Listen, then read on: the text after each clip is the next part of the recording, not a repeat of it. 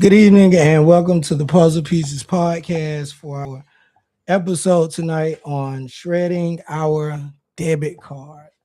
Now, I know for most of us, our debit card is our primary source of spending. That is when we go to the store, when we decide to order something online, we like to use our debit card. Now, if it's online, we like to use our credit card. Let me correct that. But we know for our everyday purchases, we typically use our debit card. And what we do on this podcast is, of course, try to go through ways of living a better life financially, mentally, spiritually, all of those things. And tonight's lesson, what we're going to do is, well, how I want to do this moving forward is we're going to go through the main points of this podcast. And then I'm going to tell you at the end where you can stop, cut it off. You've gotten what you need. And then you can listen to the most inner thoughts to see, if there's something else you could use.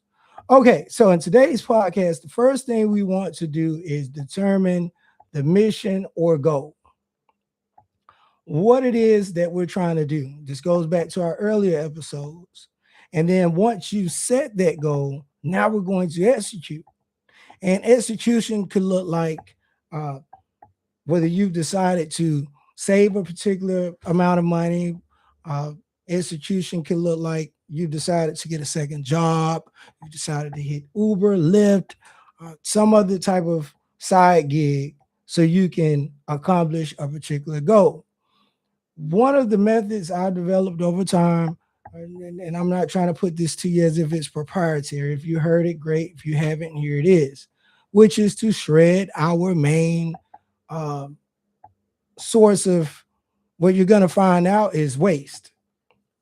And that's the debit card. The debit card allows for impulsive and emotional spending. But of course, we know in today's world that this is what you have to use, or this is what we use. Can you use cash? Of course. And some of us know, if not everybody knows, cash is fast going away. However, until then, this is what we have. So let's keep it on. Shredding the card is a faster means of achievement without the addition of another income. So here are the benefits of shredding your debit card. It builds discipline. These are the notes I wrote for those who say, oh, he's reading all these are my notes. The benefits are that it builds discipline and it offers clear and focused spending. So if you have not, or if you have not in a while, go take a look at your debit card or checking account statements.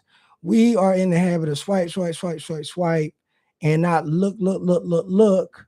And so you lose control.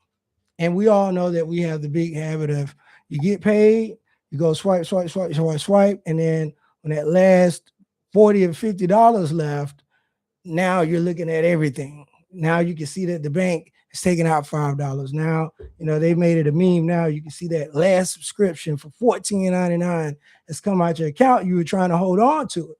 But we all want to know, well, how can I hold on to it from day one? And I'm going to tell you now, it takes some reconditioning of your mind. It's going to take some reconditioning of your spirit, the way that we're wired. I hate it for us, but the grip that we're in with social media and everything else that's dopamine related, hey, we're in a lot of trouble. However, there is a tool you can use, and that's shredding the debit card. Now, what we're going to do now is say, all right, what's our goal here? Let's say it's to save for a down payment on a house. Okay, that's cool.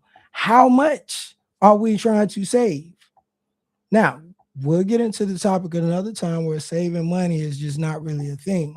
However, we're going to say we are going to stack or raise the capital within our checking account, within our means, within the money that we get. This means we're not going to take on any extra loans at this particular time. We are just focused on reducing waste. If a lot of us make the money that we need to make in our paychecks, however, because of our spending habits, you don't really get to see it. We might blame it on bills, and yes, some of us are in trouble with some extra debt. Some of us are in trouble with some bills that you have to get to work on. Whether those bills may be bills you can't escape, like a light bill, and you can escape that.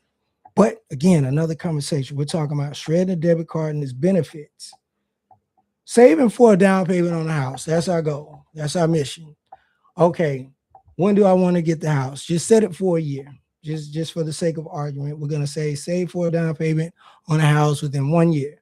So now we're going to put a date on it. Today is July 11, 2026. So by July 11, 2027, I want to have my down payment for the house. Well, you need to go ahead and look up whatever area you're in and say, all right, well, houses here are 100,000. You know, some people are going to laugh because it's 200,000 and 300,000 on standard, on average. For other places, but for where I live, we'll still say 100,000 can get you a place to live. I didn't say it was going to be a mansion. I didn't say it was going to be the best place to live, but it'll be a decent place to live. Now that you determine, okay, the average house is about 100,000, 3.5% for first-time FHA home buyers, which we will be discussing in this book, Gerard's Law, and it says the Golden House. Let me see, am I showing that right? Yeah, by Keith Hicks. This is a book on Amazon. You could get that I wrote. This is when I had some Airbnbs. I had 4 of them. I made about 600,000 in equity, and I had about 15,000 in income. That included some other income, but hey, it was 15,000 total. And the reason I wrote that book is a whole nother story, but we'll get into that at the end of the video. The point is 3.5% on 100,000 plus closing costs. You're going to need about $5,000. 3.5 is 3,500. Closing costs with the attorney is 1,500. That's just a round figure. So I need to put $5,000 somewhere within the next year. But I'm having a trouble keeping the money. I had a lady tell me she wanted to buy a house really bad, but every time she get the money, she'd of course lose the money. With something would come up and she needed to use the money.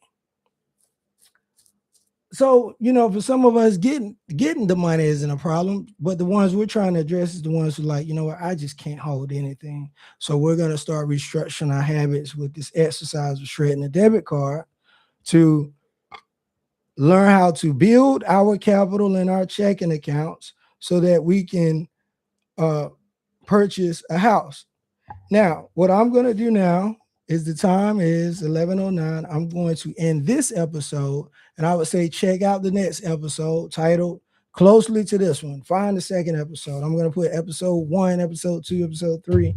That way you'll know, because earlier I tried to do a live stream and YouTube said it was streaming software, and I just realized I didn't know what I was doing.